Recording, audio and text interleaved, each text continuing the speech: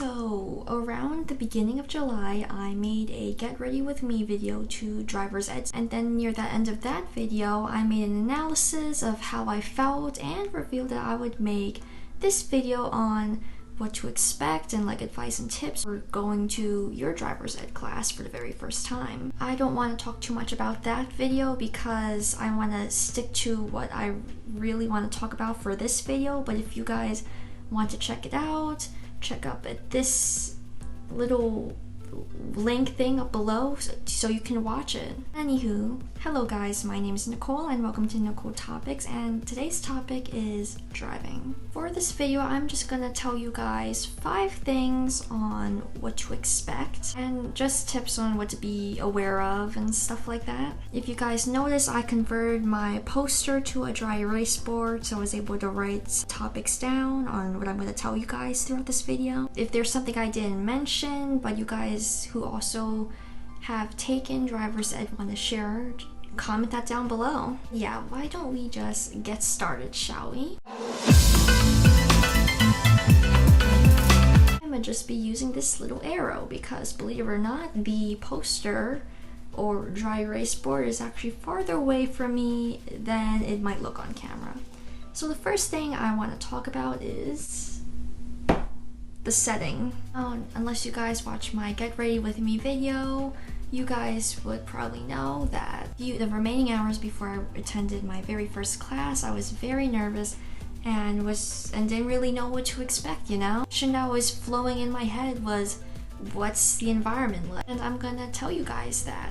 So going to a driver's ed class is like attending a half day on a school day. There's going to be a desk, chairs, a PowerPoint presentation, just like any normal class, and the teacher's gonna share that to you. Depending on where your classes are located or your birthday, you might see people that you already know attending the same class, or people who go to your school. This is kind of a side note, but since my birthday's late, when I was attending the class, a lot of my classmates were juniors, so they were like 1 year older than me. And you know what, I was a little intimidated first, but really was like attending a normal class in school. Everyone is there for the same reason. Everyone's gonna take the same tests at the end. So just don't worry, or at least try not to worry as much as you already are. Second thing I want to talk about is what to bring. This was another thing that was pretty visible in my get ready with me video, and that was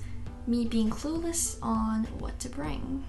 Before you attend your class, make sure you check the school's website because it'll most likely tell you what to bring to your class. But from my experience, just bring a notebook. It doesn't even have to be a big notebook, it can just be like a tiny little notepad. Pen or a pencil, even though I highly recommend pen because you won't have to like worry about like sharpening it. Your driving school might give you a workbook like mine, so make sure you bring that with you every class. And yeah, the third thing is always pay attention. It may seem like common sense, but really do pay attention because most of the stuff your teacher mentions will be covered in the final exam. Not to mention, a lot of the stuff your teacher's covering is going to be pretty important because it's 99% going to help you not die while you're on the road. Driver's ed is kind of like social studies class because some lessons make it repetitive after a while,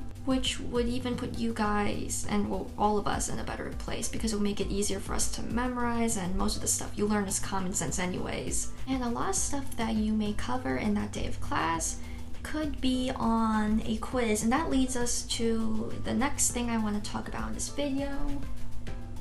Beware of quizzes. I know every class will be different, but for my class, for example, in the first day, my teacher said every class, including the first day, we will have a quiz in the end. And I guess it could be a pop quiz in a way. The quiz would obviously be graded. Now, you didn't have to pass these quizzes because they're not the things that like decide on whether you pass driver's ed or not, but it's only the final exam. But it's really good that you pass them because then you'll like have a better idea of what's your strengths or weaknesses. Technology is really great as well, so like there's a lot of online practice driving tests. Side note, by the way, I know for the whole 2 weeks I had driver's ed, every single day I would take a driver's ed practice test. Yeah, just beware that there is a chance that you might not only take one test or whatever. During your experience, you might need to take a quiz once in a while or every day like me. Last thing I want to say, and will really help you guys a lot, is